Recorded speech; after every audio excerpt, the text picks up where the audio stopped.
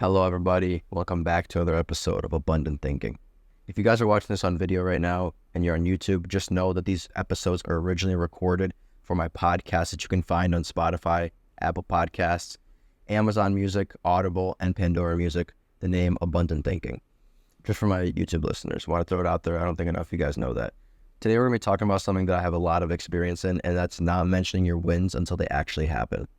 So a lot of times people will say, okay, if you want to get something done or you want to achieve something, tell it to somebody else because then they're going to hold you accountable. And I have an interesting opinion on this because I've tried this before and I'm not a fan. And I don't think it works as well as people say it does. I think the argument that a lot of people will make is the fact that if you tell somebody else, they're going to hold you accountable and you're going to feel like you have to do the thing because people are scrutinizing you in a way. And not even to go as far as say scrutinize, but, people are judging you. And even if it's your friends, they want to see you succeed, but they also want you to know that there is some pressure on you because you said you're going to do this. Now, the thing is, if you've tried something before, in the past, however long ago, and you didn't succeed, and this is kind of a repeating cycle, then when you tell your friends, okay, make sure I do this thing, or you tell your parents, okay, I'm going to try this thing again, I just need you to hold me accountable. Their response is going to be, okay, here he goes again trying, he's failed the last 7 times, so who really cares, right? And I think that is part of a bigger journey, just having,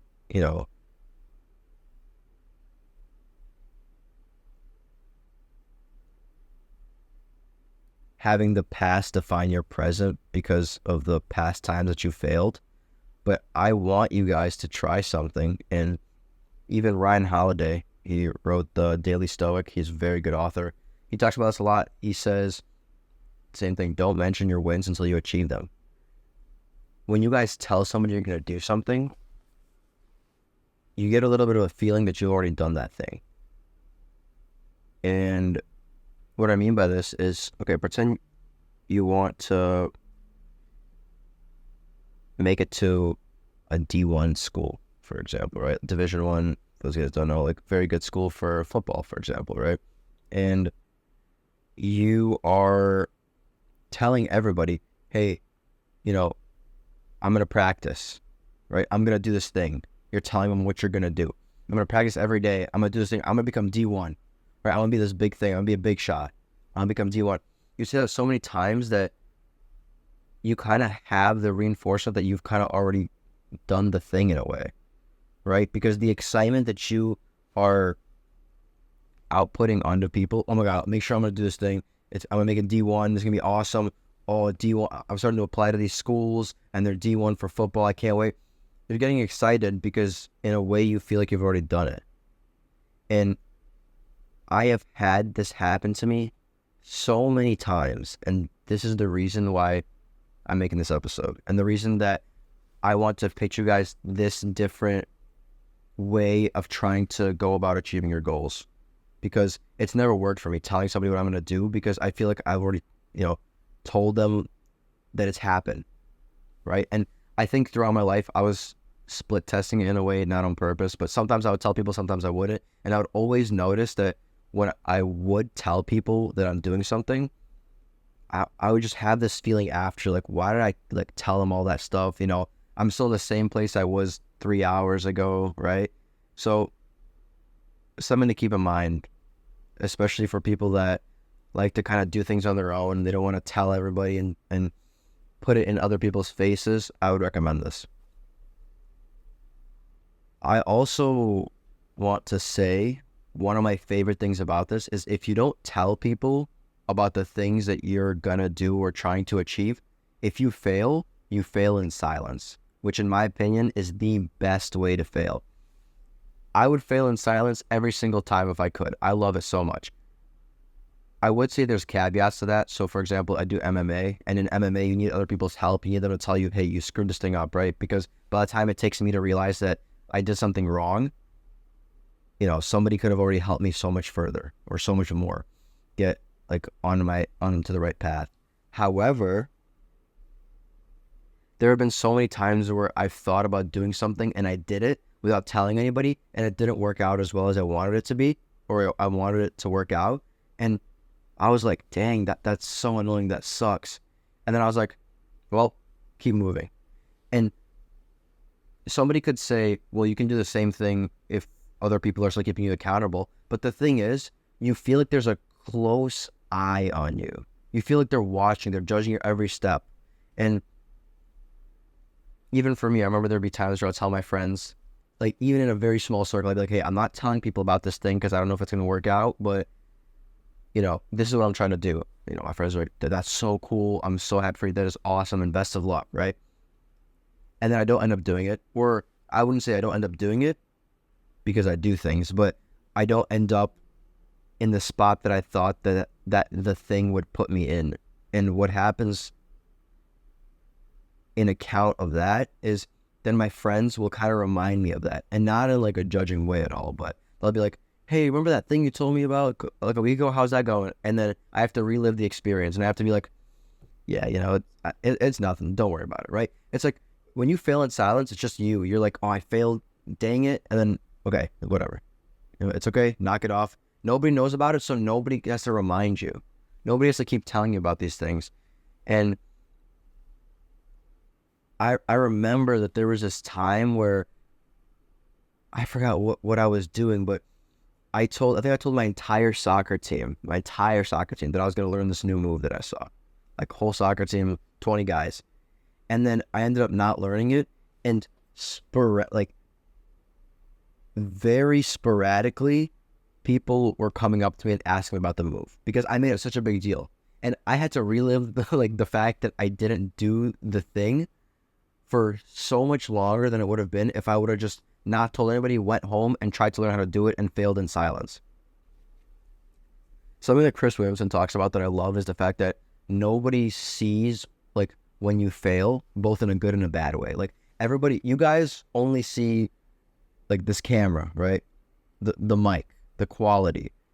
However, the time that it took me to put everything where I wanted it to set all of my lights up, to get my topic down, to put time aside, is more time than people will ever know. And it's a hidden metric in a way. That's what he talks about. He says it's a hidden metric, and people don't really measure for that stuff, and they don't understand it because how could you, right? You guys see a 15-minute long podcast and you're like, okay, you spent 15 minutes doing it. But no, I spent a lot of time getting everything set up. It doesn't matter how long, right? But people don't see the things that you fail in. So going back to my soccer example, if I would have just done the trick and failed, I would have been like, oh, dang it. I really want to throw in that trick, but it is what it is. I'm not really willing to put all that time in. I got other things nobody's going to mention. But what happened with me running my mouth is I had people coming up to me at practice. Dude, let me see that trick. Like, show me. I'd be like, nah, like, whatever. Like, I have to brush it off. Didn't want to learn it anymore, whatever. They'd be like, oh, yeah, that's totally cool. Oh, 19 more guys now, right, on my team to come up to me. So then after a game, they'll come up to me, hey, did you learn that move? Nah, no, it's just something that, don't worry about it. And then I'll be on another practice, same exact thing. And it just keeps happening over and over again. And it reminds you of the thing you didn't do. Now, I will say, some people might use that as motivation to be like, oh, you know what? I'm sick of people making fun of me. I hate that people think that I can't do this thing, and then they just learn it. But not everybody's like that. And I'm going to be very honest about that. Not everybody's like that. And some people will just give up. They'll be like, I didn't learn it. And what's going to happen from that thing is they're going to take that into future situations. They're going to say, well, I couldn't learn that trick 2 months ago, so how would I learn it now? Right? I'm not even going to try. And I think that's where the low confidence comes from. I had a whole episode on this. I actually really liked recording it and taking notes and getting everything ready for that because I thought it was super interesting. And your low confidence stems from your negative self-serving beliefs, right? If you have all of this baggage and all these things that you think negatively about yourself, you don't think negatively because you have low confidence, but you have low confidence because you think negatively. So hopefully that made sense. But I will say that the low confidence also could come from not doing the thing a bunch of times, right? Oh, I'm gonna record this episode. I don't record it.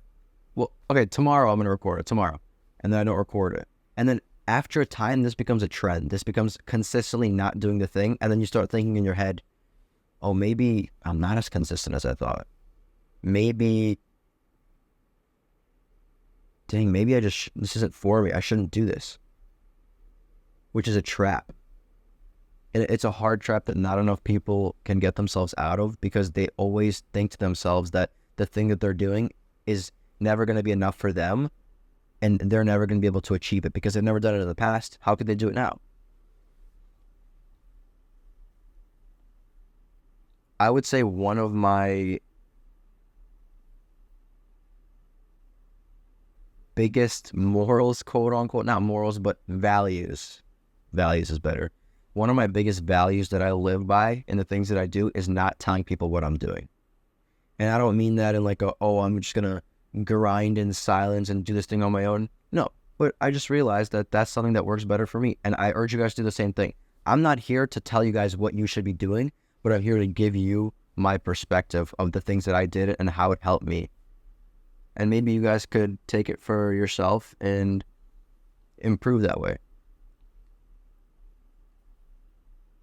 I think so I think there's two things. One, the hustle culture, and two is people just saying to, keep people accountable. So for the first one, the hustle culture, everybody's saying, grind in silence, do this thing and don't tell anybody. But, not everybody's like that. So I can understand if you don't want to do that, but you don't need to like put your head down and just dig your heels in and just, make this thing happen. You can tell some people it's okay, do whatever, find a balance if you need to between telling people and not telling people. But it's just something that when you tell people you're doing something, you have the feeling that you've already done it before. I had this conversation with one of my friends as well. I thought it was super interesting because he was telling me, I feel like I gotta tell less people about the things that I'm doing because I feel like I've already done them even though I haven't. And it's a little bit of a depressing reality, or maybe depressing is a strong word, but it's a sad reality when you're telling everybody you're going to do this thing and then you realize you still have to do it, right? So, oh my God, I have to do this artwork. I'm so excited for it. I'm going to do this artwork. I'm going to draw. I'm going to do this artwork. And then your friend's like, that's awesome. All right, well, we'll let you get to it. We'll see you later. It's like, yeah, I'm going to go do this thing. Then you sit down and you're like, wow, I haven't even started. I've told 4 people about this thing that I haven't even started. So the hustle culture embraces, go, go, go, go, go, which I don't necessarily agree with. You have to take a step back and see what works for you because it's not sustainable.